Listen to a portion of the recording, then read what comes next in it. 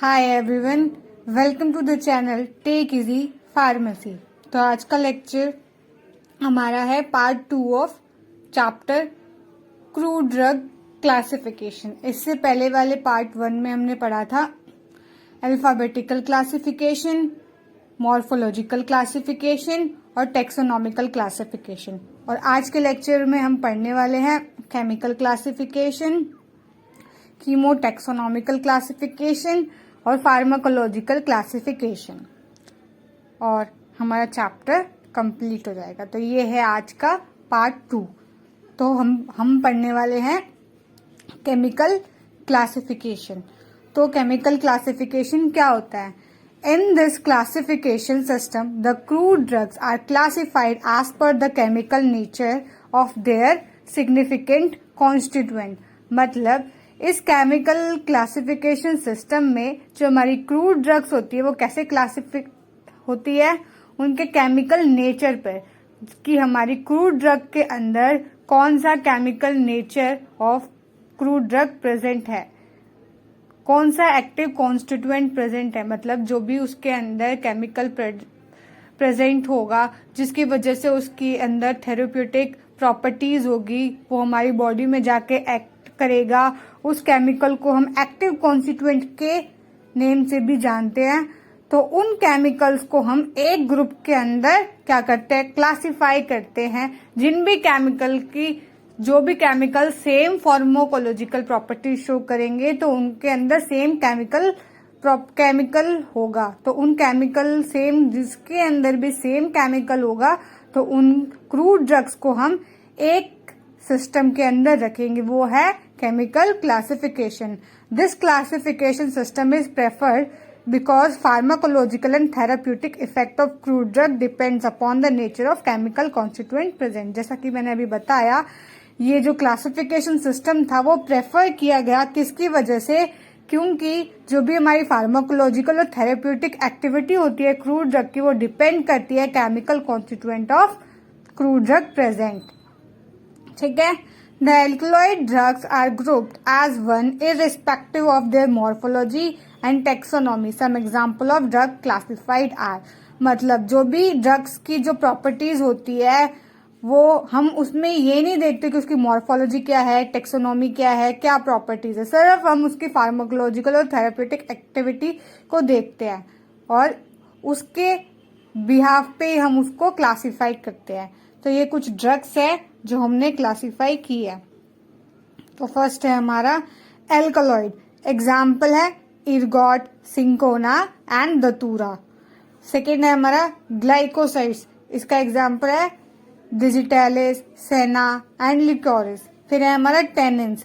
इसका एग्जाम्पल है माइरोबेलिन, पेल, catechu and Ashoka. फिर है हमारा वॉलेटाइल ऑयल। इसका एग्जाम्पल है पेपरमेंट, क्लोव, यूकालिप्टस। फिर है हमारा lipids, castor oil, bees wax, cod liver oil etcetera.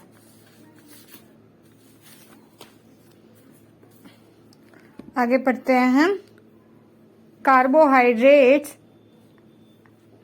And it's derived products. क्या है? Carbohydrates and it's derived products.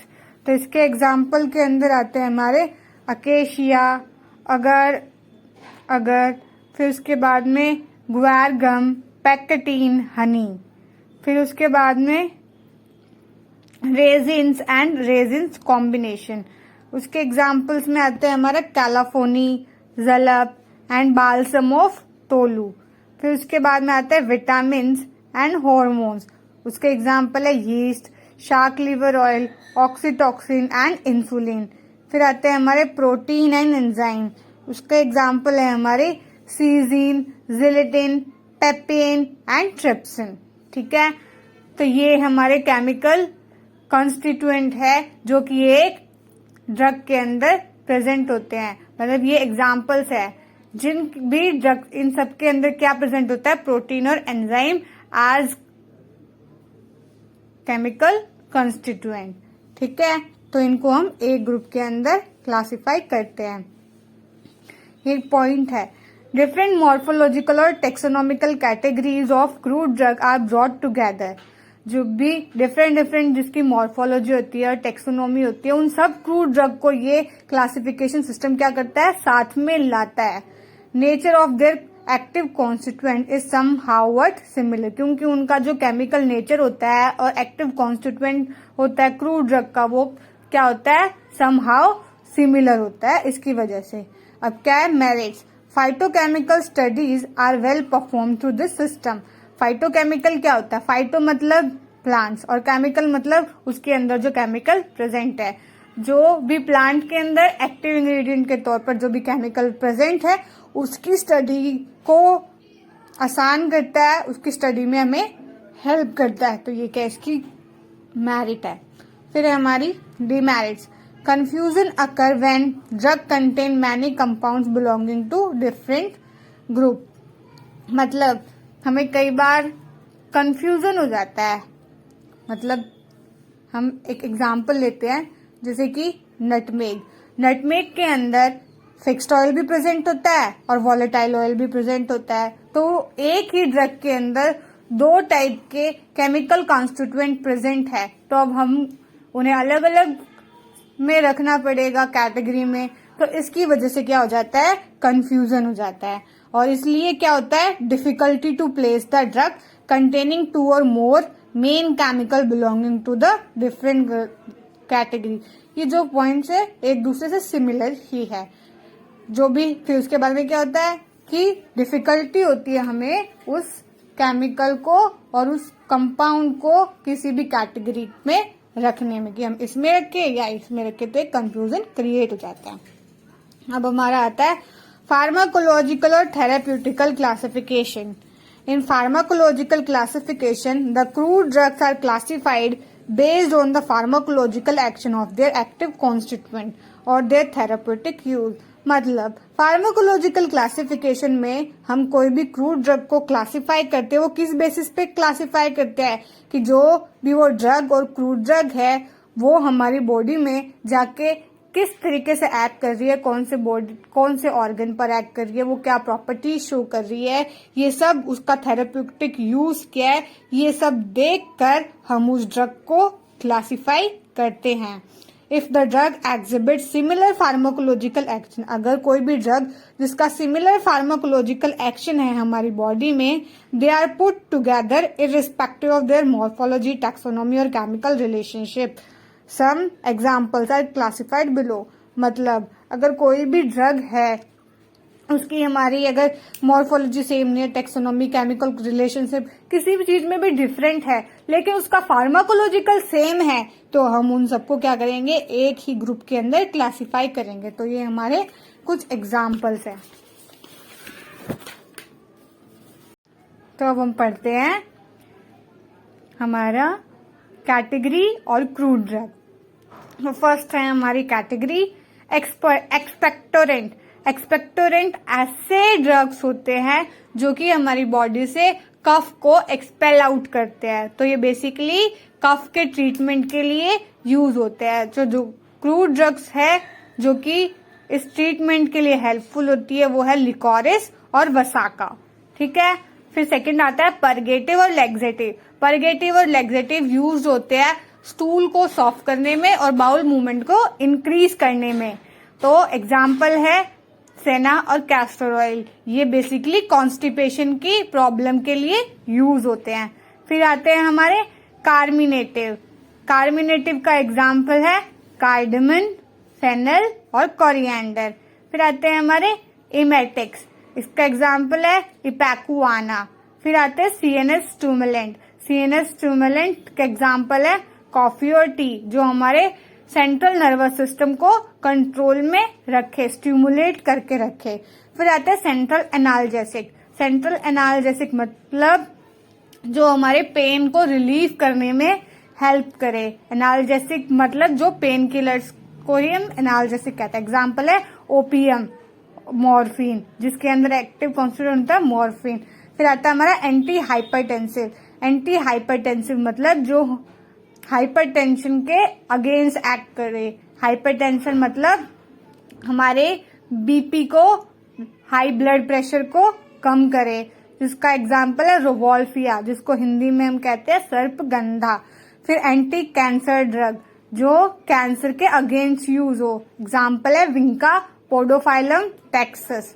फिर है anti malarial drug, anti malarial drug में जो मलेरिया के ट्रीटमेंट में यूज होती है, एग्जाम्पल है सिंकोना और आर्टिमिशिया। फिर इसके मेरिट्स है, सजेस्ट सब्स्टिट्यूट्स ऑफ ड्रग, ये हमें सब्स्टिट्यूट ऑफ ड्रग सजेस्ट करता है, जैसे कि एट अ टाइम कोई ड्रग है जो अभी प्रेजेंट नहीं है तो हम कि उसी थेरेप्यूटिक इफेक्ट के लिए दूसरी ड्रग को यूज कर सकते हैं, सब्स्टिट्यूट कर सकते हैं। और डीमेरिट है cause ambiguity and confusion when drugs with different action get classified in more than one group। इसका मतलब ये है कि कई बार कंफ्यूज कर देता है। एग्जाम्पल से समझते हैं कि जो हमारा सिंकोना है वो एंटी मलेरियल ड्रग के तौर पर यूज होता है और इसकी एंटी मलेरियल प्रॉपर्टी किसकी वजह से होती है, क्विनीन की वजह से। और यही सिंकोना इसके अंदर एरिथमेटिक प्रॉपर्टीज भी होती है। एरिथमेटिक मतलब जो हमारा हार्ट है उसकी जो बीट होती है वो डिस्टर्ब हो जाती है, तो इसके ट्रीटमेंट के लिए भी यूज होता है। इसकी प्रॉपर्टी होती है क्विनिटीडीन की वजह से। तो एक ही ड्रग के अंदर दो दो अलग अलग क्या है, थेरेप्यूटिक इफेक्ट है। इसकी वजह से क्या हो जाता है, कंफ्यूजन हो जाता है कि इसको हम कैसे क्लासिफाई करें। तो ये क्या है, इसका डीमेरिट है।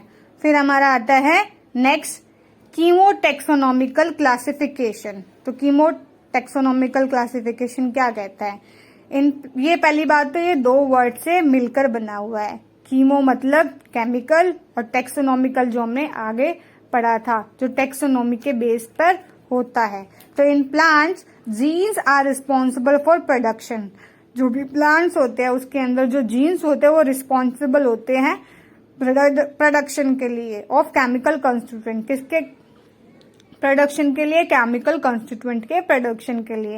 Hence the latest the king is that the constituent and the relationship with genetic material should form the basis of this classification. तो जो लेटेस्ट थिंकिंग है वो बेस्ड है कि कॉन्स्टिट्यूएंट्स और रिलेशनशिप और उसका जेनेटिक मटेरियल क्या है, उस सब को कंबाइन करके हम क्या करते हैं, इस बेसिस में क्रूड ड्रग्स को क्लासिफाई करते हैं।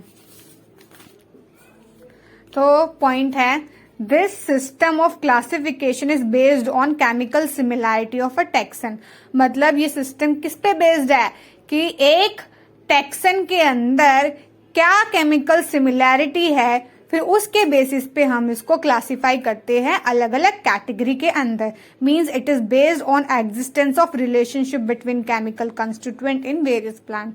मतलब ये बेस्ड है केमिकल रिलेशनशिप में, जिन केमिकल रिलेशनशिप वेरियस प्लांट के अंदर। मतलब एग्जाम्पल है ट्रोपेन एल्कोलॉइड, मतलब जिन भी प्लांट्स के अंदर ट्रोपेन एल्कोलॉइड प्रेजेंट होगा, और जैसे कि ट्रोपेन एल्कोलॉइड अब किस किस में प्रेजेंट है, तो ये फैमिली है सोलेनेसी फैमिली। अब सोलेनेसी फैमिली में बहुत सारे अलग अलग प्लांट्स होते हैं, तो ये क्या है, सोलेनेसी फैमिली क्या है, एक टेक्सोनोमी के अंदर आ जाती है। तो केमिकल क्या हो गया, ट्रोपेन एल्कोलॉइड, फैमिली क्या हो गई, सोलेनेसी फैमिली। तो इन दोनों के कॉम्बिनेशन से अब क्या बना हमारा कीमोटेक्सोनॉमिकल क्लासिफिकेशन। तो इन सबको हम एक ही क्लास के अंदर रखेंगे, एक ही कैटेगरी के अंदर इंक्लूड करेंगे। फिर है बर्बेरिन एल्कोलॉइड, तो एग्जाम्पल है बर्बेरिस एंड आर्जिमोन। फिर आता है र्यूटीन रूटेसी फैमिली। मेरिट क्या है इसकी, give more scope for understanding the relationship between the constituent, their biosynthesis and their possible action। मतलब इसके अंदर एक बहुत अच्छा स्कोप है अंडरस्टैंड करने का किसी भी क्रूड ड्रग का रिलेशन, उसके कॉन्स्टिट्यूएंट, उसके अंदर क्या बायोसिंथेसिस कंपाउंड है, उसका पॉसिबल एक्शन क्या है, सबको जानने में ये हेल्प करता है। डीमेरिट क्या है, it is complex to recognise the chemical in plants. ये मुश्किल है कि हम उस प्लांट के अंदर आइडेंटिफाई कर पाए कि उसके अंदर कौन सा केमिकल कॉन्स्टिट्यूएंट प्रेजेंट है। And it is also a time consuming process, और ये टाइम कंज्यूमिंग प्रोसेस है। तो ये हमारा चैप्टर अब कंप्लीट होता है। तो ये थे हमारे क्रूड ड्रग के क्लासिफिकेशन, जिसमें हमने पढ़ा alphabetical classification, morphological classification, taxonomical classification, pharmacological classification, chemical classification and chemotaxonomical classification. Thanks for watching, and if you like the video, please hit the like button and please share and subscribe to the channel. Thank you.